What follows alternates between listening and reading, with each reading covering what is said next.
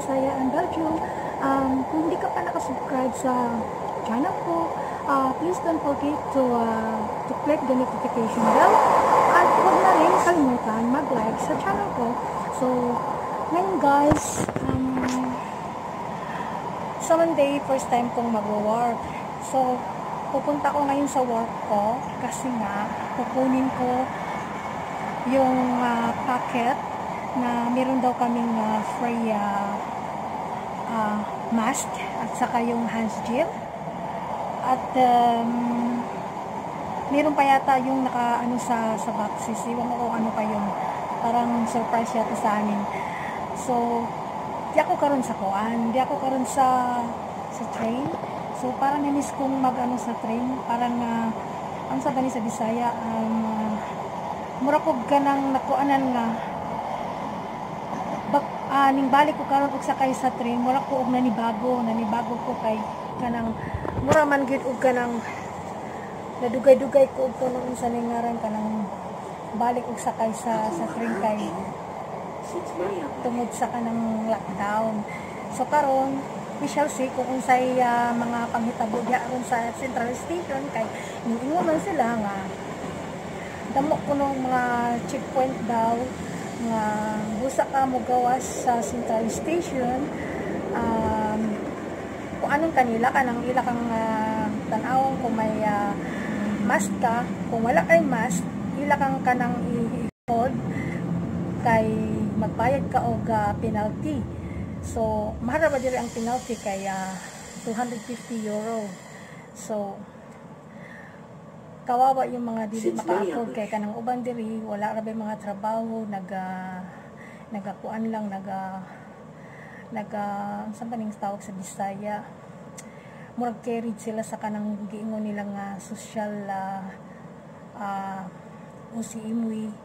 So carried sila din kay inangano wala sila income, so mura og makaluluoy sila dana, pero siguro may mga libre silang ingon dana, pero kaming mga workers so kinahanglan gayud obligated mi sa among sarilang kwarta nga mopalit mi og kanang mask. Pero maida lagi mi karong delivery pud sa among trabaho, pero dili pud ta moasa dana. So kay kini siya cloth daw na siya, made in cloth daw na siya, nya kini siya kay lahi man ni siya, pero damo pud miya giningon daan. So may nala po nang malabhan-labhan ba kay para mag-alternate nimo.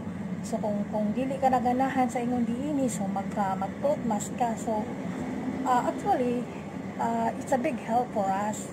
So mao ni ron nga akong tikapon didto, so maghulat isa ko unya kay kanang para ba kanang 12 o'clock. So, unsa naman itong oras sabi? 12:24 na siya karon niya. Tima, 1 o'clock magkuhan sila ng mag-pause sila. So, kanang usay guys, ang ako ra bang ministoryahan, halo-halo kini siya kay akong malitok ang kanang Dutch words. So usahay may kaingon mo sa man yang gisulti niya nga mura magnalain nga murag English unya murag nalain kay inangano ako na siyang i-combine sa Dutch words. So mani na ron siya na kanang mga ina siya diha nga place. So magulat isa ko ambot dani ko nga sa isa kong magulat siguro mag coffee drink siguro isa ko sa Starbucks. So busa ko moadto kay kanang magkuan pa man sila, mag-lunch pa man sila. So actually kuan ko karon kaayo mura ko og kanang nasayo. So guys, nasunod na akong kanang vlog. Maeda ko sa inyo sa baning tawag dini. Akong isulti sa inyo akong i-vlog sa inyo kung ngano akong nag-vlog ko, kung nganong naghimo ko og channel. So sa sunod nga vlog ako ni siyang isulti sa inyo So karon ang ako usang pag-usapan karon ang tungkol sa ngadto nako karon sa akong trabaho. Kuhaon nako ang among free nga gamit para sa work namo kay lisod ra ba ni among trabaho namo kay kanang nagkudkud ra ba mi, dili ra ba mi sa opisina. So kay kinahanglan diri sa amo bisag pag college graduate sa ato kinahanglang miskwila ka gayud kay ingano kanang maging flowing ka kay mura kag nag-eskwela pud na og college kay kana siya parang second course na nimo diri. So ang imong natapos sa tuwa actually dili nimo magamit kung dili ka flowing sa ilang Netherlands. So useless lang. So mao na nga kadaghanan sa ato ang mga nakatapos og mga college po dili sila mo magpahalutay kay 4 years po na nimong pag-eskwelahan ha. So murag dugay kaayo mura ka og kanang gikapoy ka nag-eskwela, di ba? So mao na nga gipili na lang nila nga magbibahala na magpakahirap total ang sahod ako mampod. So kay og mag-eskwela ka kapoy na kaayo pero naraman gid na sa ato kay dimo man gyud mga tao bagid na nga sa ato nga sa lingaran nga matyaga sila. So mag-work sila sa adlaw, sa gabi mag-schooling sila. So totally normally inaana na akong buhaton sa una. So naging-ana ko sa una, nag-eskwela ko ning stop ko kay inangano kapoy na kaya kong lawas. Pero noong nag-asawa kami sa akong asawa, wa man gyud niya i-obligate na magtrabaho ko. Pagay nasuko gani siya nga eskwela ko. Anong kinahanglan man nimo eskwela nga? Di ka man ako patrabahoon. So dili ka na lang sa balay. So mauto nga ninda pa ako ulo. So karon nga nag-remarry ko, medyo ko nahirapan ko karon kay kung taog maeda ka maayong trabaho ba, medyo okay sana ang imo pong situation. Kay mura og dili ka kaayong hirap. So magkudkid ka kung halimbawa ang imong amo magahalidi sila so tagaan kanila replacement unya pangitaon pa man nimo ang replacement unya kung layo naman magka pamilya sa kanang address bisan pag may navigation ta sa atong cellphone so mura og kanang waste of time na rin yun. So kung saan taman nga wa man tay kaayo gaanong ang saningaran ka ng tiyaga ba. So, mag-antos tayo hinani, kay mo may atong dipili, di ba? So, mo niron ang kahitabuang mag-antos yun na magkudkod. Pero okay lang kay masaya man po ko sa akong work, kaya nga lang akong work kada adlaw lain-lain. So, murag sa yun daw sa ako, kaya akong Monday, mga tiguwang, kasi una, akong mga amo ko, mga tiguwang, nagala ko mga tiguwang, unya kahit naman sila sa home.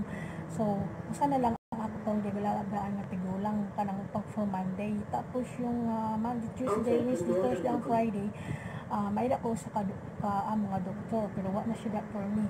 So, maida ko kupul nga mga bakla, may kupul ko nga tumboy, makatawa lagi ko sa akong mga amo, kay ambot nga nung abot man sa ako ang wala man na ko iasa ilaha nga tagaay ko tumboy, tagaay ko mga